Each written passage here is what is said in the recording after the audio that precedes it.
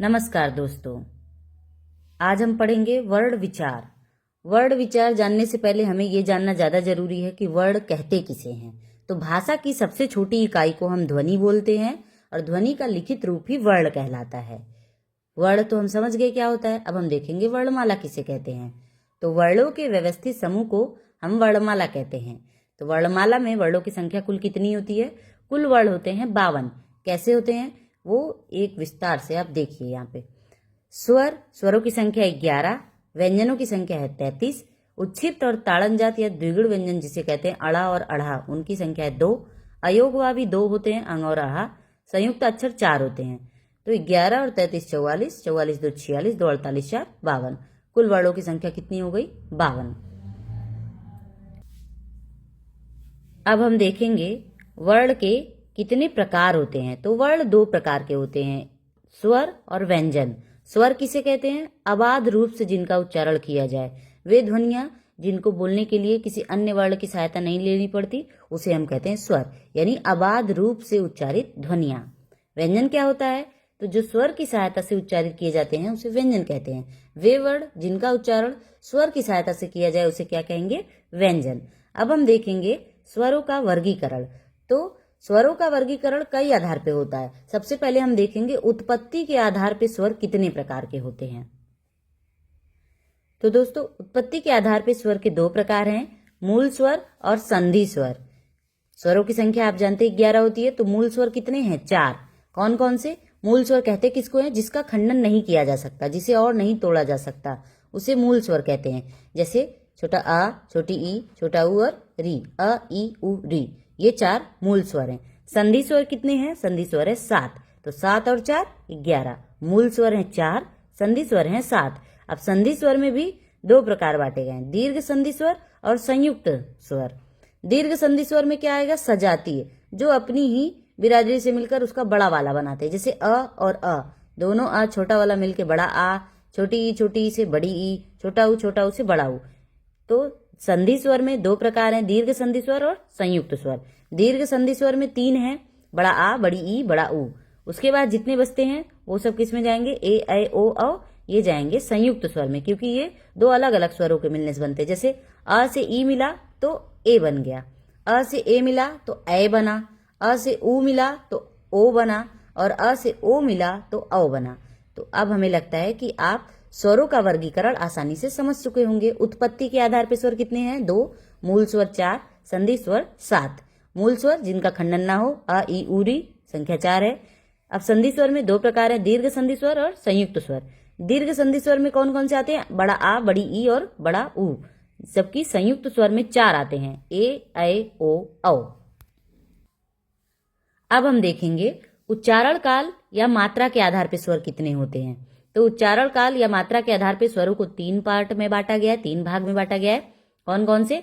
ह्रस्व या एक मात्रिक स्वर, दीर्घ या द्विमात्रिक स्वर, प्लुत या त्रिमात्रिक स्वर। तो सबसे पहले हम देखेंगे ह्रस्व स्वर क्या होता है। ह्रस्व स्वर या एक मात्रिक स्वर वे स्वर जिनके उच्चारण में सबसे कम समय लगे या एक मात्रा का समय लगे। जैसे छोटा आ, छोटी ई, छोटा ऊ और री, अ ई उ री, ये चारों जो मूल स्वर हैं इसे हम ह्रस्व स्वर या एक मात्रिक स्वर कहते हैं। अब हम देखते हैं दीर्घ स्वर या द्विमात्रिक स्वर, जिनके उच्चारण में ह्रस्व का दुगना समय लगे या द्विमात्रा का समय लगे, उन्हें हम द्विमात्रिक स्वर कहते हैं। जैसे बड़ा आ, बड़ी ई, बड़ा ऊ और ए, ऐ, ओ, औ। उसके बाद हम देखते हैं प्लुत स्वर या त्रिमात्रिक स्वर, जिनके उच्चारण में ह्रस्व का 3 गुना या सबसे अधिक समय लगे, उन्हें हम प्लुत स्वर कहते हैं। जैसे अ हो गया प्लस उसके बाद जो 7 दीर्घ स्वर हैं वो सभी। इसको हम इस चिन्ह से भी दिखाते हैं जिसको हम अवग्रह चिन्ह कहते हैं, जैसे ओम, राम। तो इस तरीके से जब हम किसी अक्षर पे जोड़ दे के कोई चीज बुला रहे हैं तो वहां पे ये प्लुत स्वर होता है। इन दोनों की तुलना में इसमें ज्यादा समय लगता है। तो ह्रस्व स्वर जिसमें सबसे कम समय लगे, दीर्घ स्वर जिसमें ह्रस्व का दुगना समय लगे, और प्लुत स्वर जिसमें ह्रस्व का 3 गुना या सबसे ज्यादा समय लगे। तो आप उम्मीद करते हैं कि आपको ये चीजें अच्छे से समझ में आई होंगी। अब हम देखेंगे जिह्वा के प्रयोग के आधार पर स्वर, यानी जो हम अपनी जीभ का इस्तेमाल करते हैं उसके प्रयोग के आधार पर स्वर कितने प्रकार के होते हैं। तो उसके प्रयोग के आधार पर स्वर 3 प्रकार के होते हैं, अग्र स्वर, मध्य स्वर, पश्च स्वर। अग्र स्वर में इसको हम आसानी से ऐसे समझ सकते हैं, अगर मध्य में हम छोटा अ रख दें, उसके बाद के यहाँ पे 5 बार हम 3 बना लें, यानी कि जैसे छोटा आ बनता है उसी तरीके का आगे अगर हम 3 बना ले तो इससे बनने वाले जितने अक्षर हैं वो सब इधर आ जाएंगे। जैसे बड़ा आ, उ, बड़ा उ और ओ और औ, इन सब में देखिए ये 3 3 3 जैसा सिंबल दिख रहा है ना, तो इससे आप आसानी से पहचान पाएंगे कि पश्च स्वर में ये 5 आएंगे, बीच में अगर हम आ रखें, बाकी के जो बचे उनको अग्र स्वर में डाल दें। तो अग्र स्वर कितने हैं? ई ए ऐ री, यानी 5 है इनकी संख्या। मध्य स्वर 1 है, छोटा वाला आ। पश्च स्वर में बड़ा आ, छोटा ऊ, बड़ा ऊ, ओ और औ। तो यानी हो गया ये 5 5 10 1 11 टोटल स्वर हो गए जिह्वा के प्रयोग के आधार पे, अग्र, मध्य, पश्च। अब हम देखेंगे मुख द्वार या जीवा की ऊंचाई के आधार पर स्वर कितने होते हैं। तो इस तरीके से 4 आधार में बांटा गया है इसको, 4 प्रकार में: संवृत स्वर, अर्ध संवृत स्वर, अर्ध विवृत स्वर और विवृत स्वर।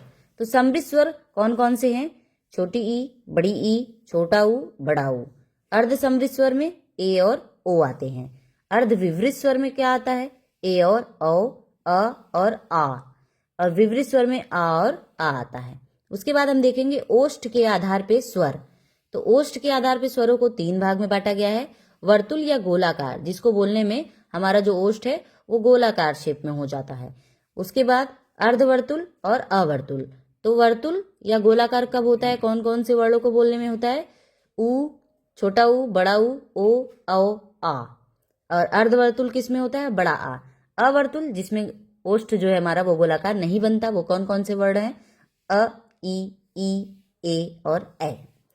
तो हमने आज के इस वीडियो में वर्णमाला में वर्णों के प्रकार, स्वर और व्यंजन, जिसमें से हमने केवल स्वर और उसके प्रकार, अलग अलग आधार पे स्वर का विभाजन, ये सारी चीजों को देख लिया है। तो आज के लिए इस वीडियो में बस इतना ही। अगले वीडियो में हम बात करेंगे व्यंजन के बारे में और उसके प्रकार के बारे में।